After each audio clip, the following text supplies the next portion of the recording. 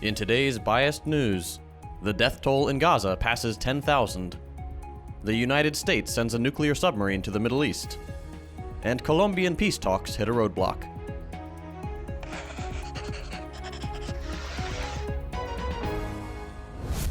In a handful of Gaza updates, the Prime Minister of Palestine has described the situation in Gaza as a valley of blood and called for international intervention to stop the aggression.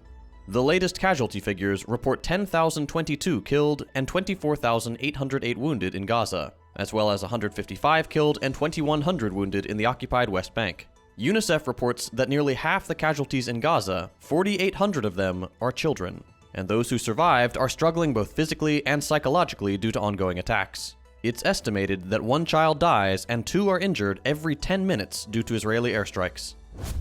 While Israel claims to have Gaza surrounded by their forces, the Al-Qassam brigades have been regularly rebuffing Israeli attacks, inflicting significant damage and casualties, including the destruction of Israeli tanks. The European Union is increasing humanitarian aid to Gaza by 25 million euros, bringing the total to 100 million euros in aid for Gaza civilians. This decision follows a review of the 691 million euros in development aid to Palestinians. During a meeting with U.S. Secretary of State Antony Blinken, Turkey called for an unconditional ceasefire in Gaza and requested an international mechanism to observe the ceasefire, with Turkey acting as the guarantor. Turkey has joined numerous other nations in recalling their envoy to Israel. Tensions have increased between Hezbollah and Israel after Israeli forces killed at least 4 Lebanese civilians, including 3 children, in a missile attack on a civilian car. Hezbollah has vowed to respond to any civilian casualties with attacks on the apartheid regime, and has kept their word by firing a rocket salvo at northern Israel. These continued exchanges are raising concerns about the conflict spreading to southern Lebanon and beyond. The UN Secretary General has appointed Norwegian diplomat Tor Vennesland as his new Middle East envoy. Vennesland is tasked with mediating a ceasefire in the conflict, a challenging and critical mission given the ongoing genocide that Israel has no intention of stopping. In another show of international concern, the heads of 18 UN and humanitarian organizations issued a joint statement calling for an immediate humanitarian ceasefire. The US has sent a nuclear submarine to the Middle East, a move seen as a message of deterrence to Iran and its proxies. The US is willing to back genocide and risk nuclear war just to maintain its primary Middle Eastern satellite state. Jordan airdropped aid early Monday morning to a field hospital they're operating in the Gaza Strip to ensure they can continue providing desperately needed medical assistance to the exponentially increasing number of wounded in Gaza.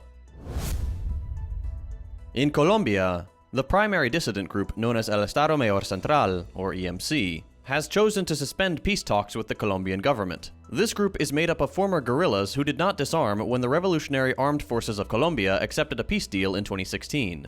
The negotiations began in October, and were taking place in the city of Tibu, located in the country's northeast. In a statement, the EMC declared the suspension of the dialogue and the agenda, citing the government's failure to fulfill its commitments as the reason for their decision. The dissidents did not specify the nature of these unfulfilled promises. It's important to note that the Colombian government and the dissidents had previously agreed to a ceasefire that was set to last until January 15th. In the recent statement, the EMC clarified that the truce remains in effect despite their suspension of the peace talks. President Gustavo Petro, who assumed office in August, has made it a priority to bring about total peace in a country marked by decades of civil war involving the state, various leftist guerrilla groups, right-wing paramilitaries, and drug traffickers. The government's objective is to provide dissident fighters, numbering around 3,500, with a second opportunity to disarm and reintegrate into civilian life. This move is part of an ongoing effort to consolidate peace in Colombia. Under the 2016 peace deal, approximately 7,000 fighters surrendered their weapons and aimed to reintegrate into civilian society, although a faction led by Nestor Vera chose to continue their armed struggle. In today's lightning round, Xi Jinping met with Australian Prime Minister Anthony Albanese in Beijing as both countries indicate a desire to improve their strained relations. This visit holds symbolic significance as it approaches the 50th anniversary of the first visit by an Australian Prime Minister to the People's Republic of China. One of Israel's far-right ministers has suggested that one option Israel could pursue would be to use a nuclear bomb on Gaza. This is not how an indigenous people treat their land.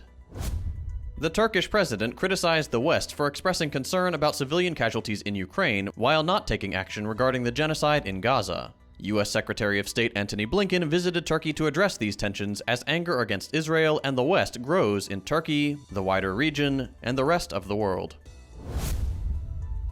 And to end with some positive news, researchers from the Royal Marsden NHS Foundation Trust and the Institute of Cancer Research used AI algorithms to assess the aggressiveness of sarcoma tumors from CT scans. AI proved twice as accurate as a standard biopsy, potentially enabling quicker identification of high-risk patients and offering personalized treatment plans for cancer patients, with the potential to extend this technology to other cancer types. We've seen a number of cancer breakthroughs in recent months. Hopefully, one day soon, we'll find a cure once and for all.